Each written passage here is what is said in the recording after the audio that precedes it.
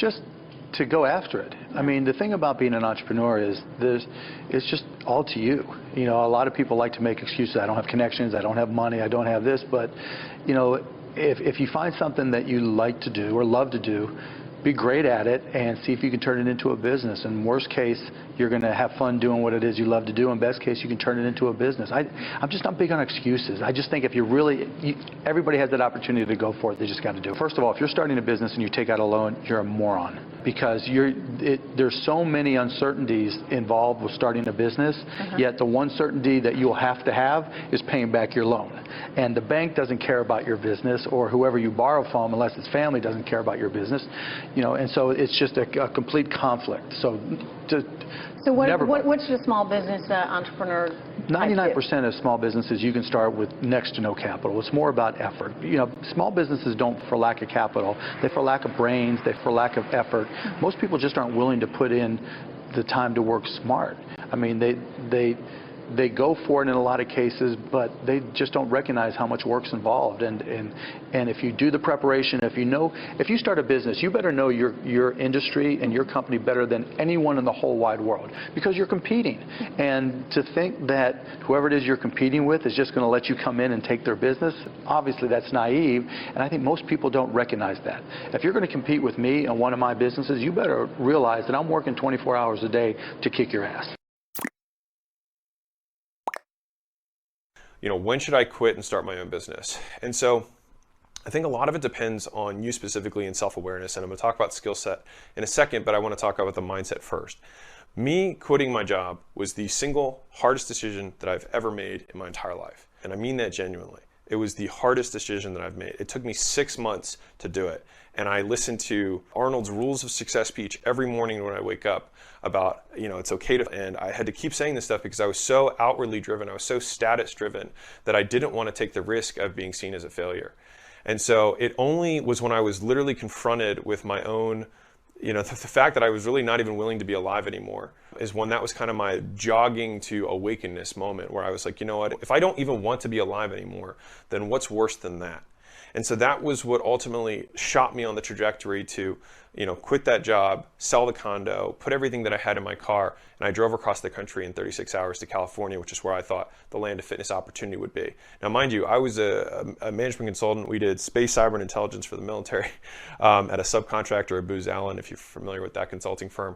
And that's what I did for 2 years. And it sounds really, you know, cool and sexy, but it was not at all for me, and I really did not enjoy it. But I learned some valuable lessons, like how to learn while I was there. And so I think that what most people, you know, it really depends on who you are and understanding your skill set, and honestly, and how much pain you're in. So it depends on where you're at and how dissatisfied you are. And so the first thing is, are you dissatisfied because you don't like the company you work for, or are you dissatisfied because you don't like the work you do? Now, both of those have solutions that are outside of starting your own business. You can just go and find a different position and learn on someone else's dollar, which is, I think, is so wildly underappreciated. Like, go to a company that you like and learn and get paid to learn. That's amazing. Like, because you're not going to learn anything at school that's going to be useful for business. So if you want to be an entrepreneur, you're going to have to learn these things in the real world.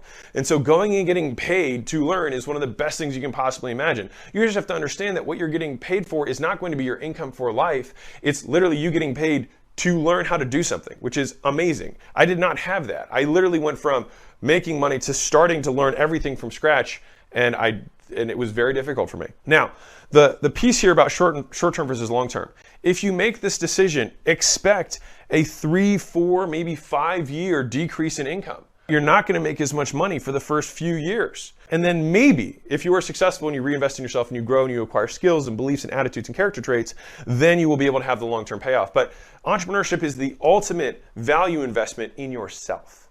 And so, again, there are lots of people who don't have the risk tolerance for that, and that is okay. The vast majority of people should not be entrepreneurs.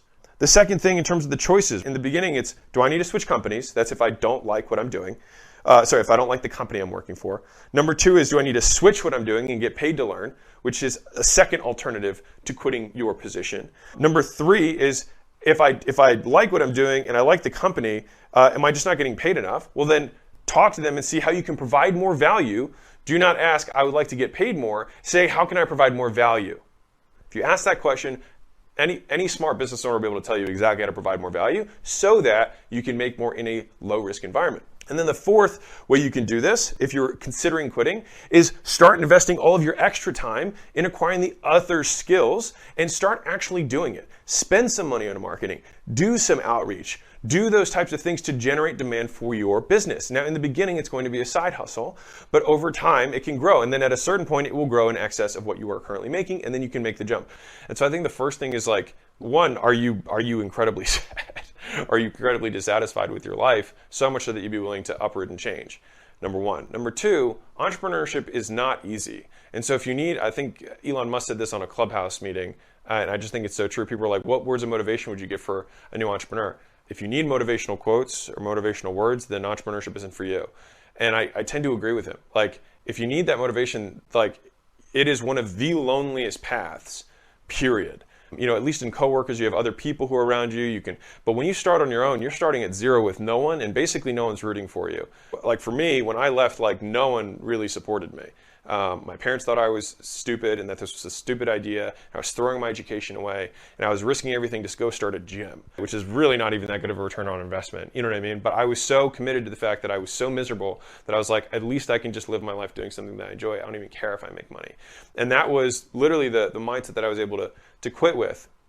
And so, again, I don't know where you're at, but the first piece of this is understanding short and long-term payoffs. I did not make a significant amount of money for years after I quit my job. All right, so I'd say for the first 4 years, I essentially broke even and made less money than I did as a consultant. All right, so like think about that for a second. Now there's a lot of mistakes I made too, and you're going to make them as well because none of us is perfect. There's so many skills that you have to acquire so many skills to run a business. And so you may have a single job now and you are doing one specific function of one specific sub-department of a business, but in order to be an entrepreneur, you have to understand all of it in order to be a successful entrepreneur. So you have to understand how to generate demand. You have to understand how to generate leads. You have to understand how to work leads. You have to understand how to sell. You have to understand how to fulfill and deliver, and how to manage people, how to communicate, how to relay expectations, how to recruit, how to hire, how to interview. Like there's so many things that you have to learn, and I don't want that to be overwhelming. I just want to confront you with reality because honestly, if I knew how hard it was going to be when I started my first business, I don't know if I would have done it. I forced myself into a hole, and I always like to say this is you'd be surprised what you can accomplish when you have no choice. As dark and morbid as what I'm going to say is, and don't get triggered by this, but like the fact that an entire race in our country was enslaved for hundreds of years and was still able to do that every day shows the strength of the human spirit and what is possible when you have no choice. And so I think that to juxtapose what I said about how hard it is, if you can put yourself in a position where you have no choice, you will be successful. If you want to succeed as bad as you can breathe, you will be successful. And so I think that was the situation where I was in, where I knew that the alternative to what I was doing was death for me. And so it was just anything is better than this. And honestly, the next year of my life, even after that, was still incredibly hard, but it was different.